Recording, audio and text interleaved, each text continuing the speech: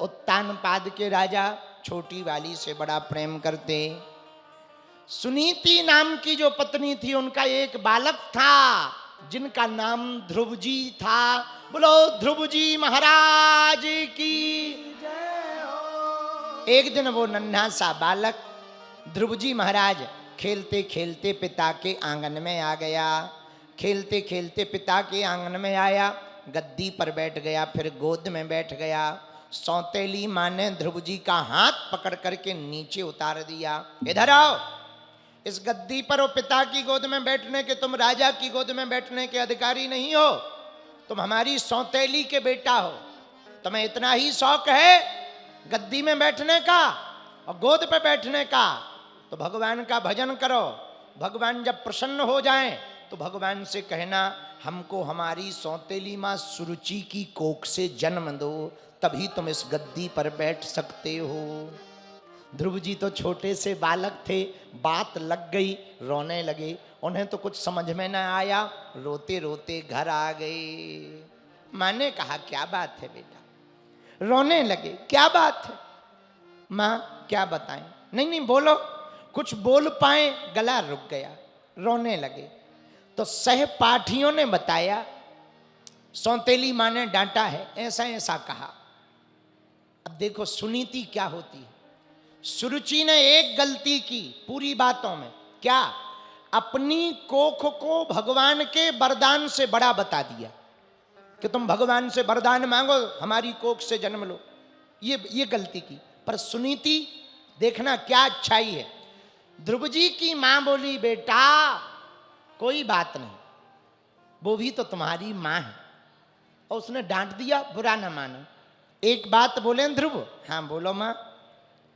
जो रास्ता हम तुम्हें नहीं बता पाए वो तुम्हारी सौतेली मां ने बता दिया। मां कौन सा रास्ता? बेटा उन्होंने कहा ना भगवान का भजन करो।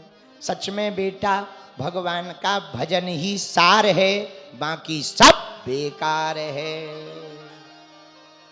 मां ये भगवान कहाँ है? मां ने कहा वैसे तो वो सब जगह है, हरि व्यापक सर्वत्र समाना, ओ प्रेम ते प्रगट हो ही में।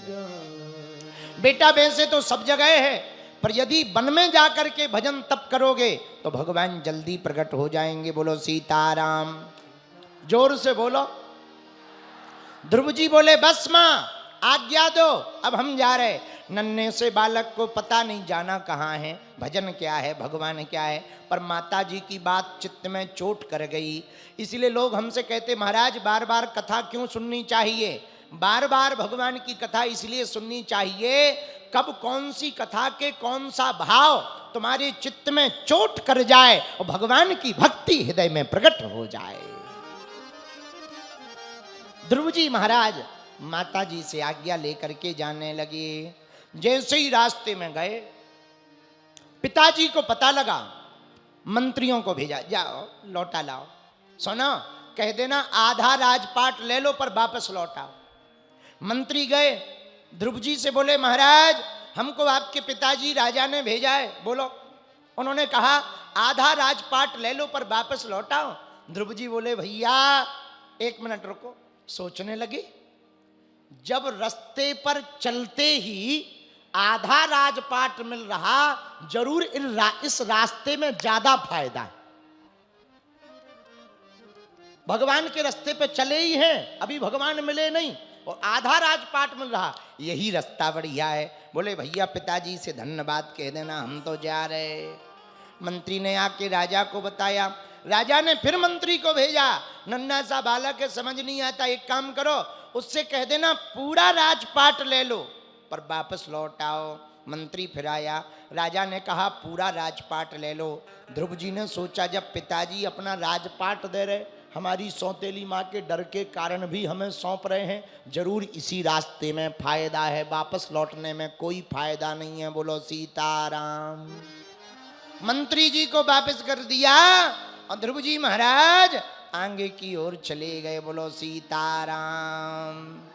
रास्ते में गए तो नारद जी मिल गए। नारद जी ने सोचा चेक कर लें चेला पक्का है कि कच्चा, क्योंकि कुछ लोग ऐसे भी बाबा बनते हैं घर में भाई खटपट, सो चल बाबा के मटपट। गुरुजी ने काट दी चोटी, ले मांग खा बेटा रोटी। कुछ ऐसे भी बाबा होते हैं घर में लड़ाई हो जाए, अब तो हम बाबा बनेंगे, हरिद्वार जा रहे हैं, अब तो हम बाबा बनेंगे, बागेश्वर धाम जा रहे हैं, लौट के नहीं आएंगे। लेकिन जैसे ही रेलवे स्टेशन पे शिवपुरी की पहुंचते हैं तुरंत अपने नाती पप्पू की याद आ जाती है।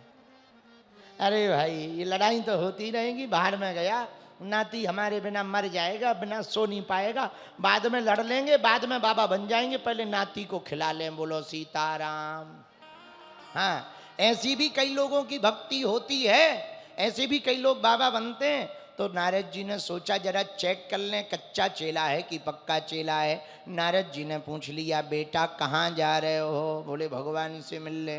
बेटा ये भयंकर जंगल है, बड़े बड़े जानवर रहते हैं, खा जाएंगे खा।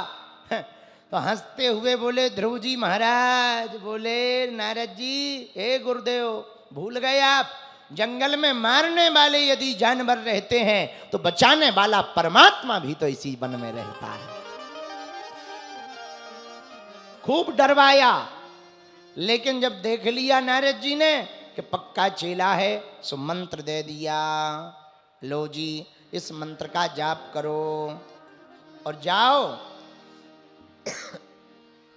यमुना के किनारे भगवान की साधना करो, बोलो सीताराम।